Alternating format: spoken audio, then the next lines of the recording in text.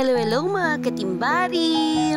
Today, maghanap tayo ng tiles para sa ating baby. Sa mga hindi pa nakakaalam, nauna na po ang aming baby sa amin. 2 days old lang siya. Pero sabi ko nga, mas okay na yon para hindi na siya nag-suffer. Kaysa buhay nga siya, pero habang buhay, puro suffering naman ang kanyang nararamdaman. Kaya kahit na gano'n, nagpapasalamat kami kay Lord. So ngayon, ayusin natin ang puntod niya. Tara, samahan niyo kami mag-shopping! Daddy! Daddy! Shopping tayo ng tiles, baby!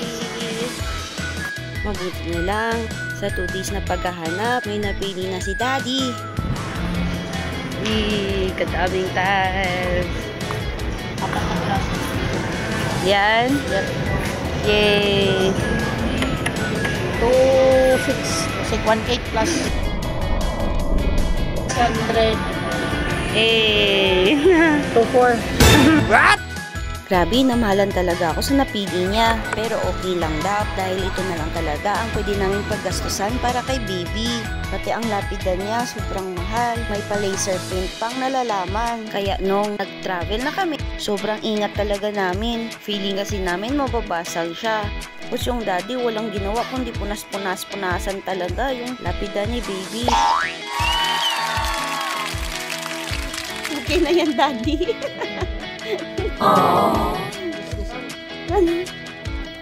Wala ah.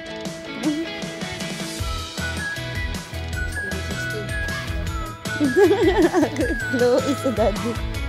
At pati paglalagay ng tiles, akala mo naman, sobrang laking ambag sa pagtatrabaho. Pero huwag kayong maingay ha. Sa tingin ko, mas lalong tumagal nung nandyan siya. Wow! Oh, fit masyado. Yes. Sobra kasing daming idea ni Mr. Russell. Gusto niya kasi talaga mapaganda ang puntod ni baby. Wow! Yung tipong hindi niya pagsisisihan. Sobrang mahal pa naman ng mga materialis ngayon at sobrang mahal na din magpagawa. Mas gugustuhin mo talaga na i-manage ang construction para iwas mali habang hindi pa nila nagagawa. Mas mahirap naman kasi na uulitin ang lahat ng mga ginawa dahil hindi nila nakuha ano ang gusto mo. Kaya salamat po Uncle Boy at sa mason mo. Ay, kaganda. Tagal ang labor.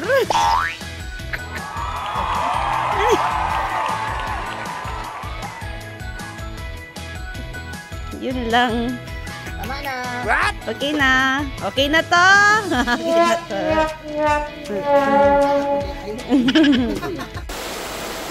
At yun na nga, inabutan na kami ng ulan.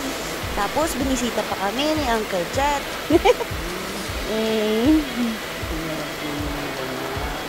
Oh, for that child. Siguro nagtataka siya, bakit hindi pa kami natapos? Tapos yun, na-discover niya. Kaya pala ang tagal-tagal. Ang dami pang pa-char-char ng aming puntod. So after the long day, sa wakas natapos na rin namin. At kahit nagabihan na, super satisfied talaga. Okay, Jacob, tanggal. At kinabukasan, nilinisan na ng ate at kuya.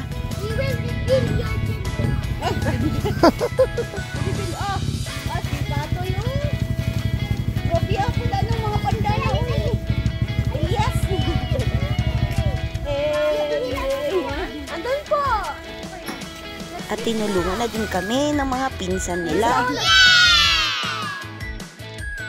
At yun, maya-maya pinag-aawayan na nila ang paglinis.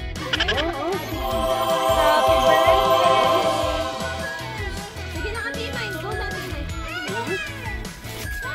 May help ko lang. Help mo, ate.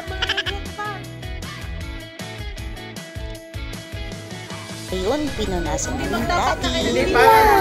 Hindi parang si Jisoo Yang Yang. Parang si Hapubing. Wow! At ayun, ginawa na nilang tambayan. Thank you po mga ate at kuya. Hanggang sa susunod na kabanata!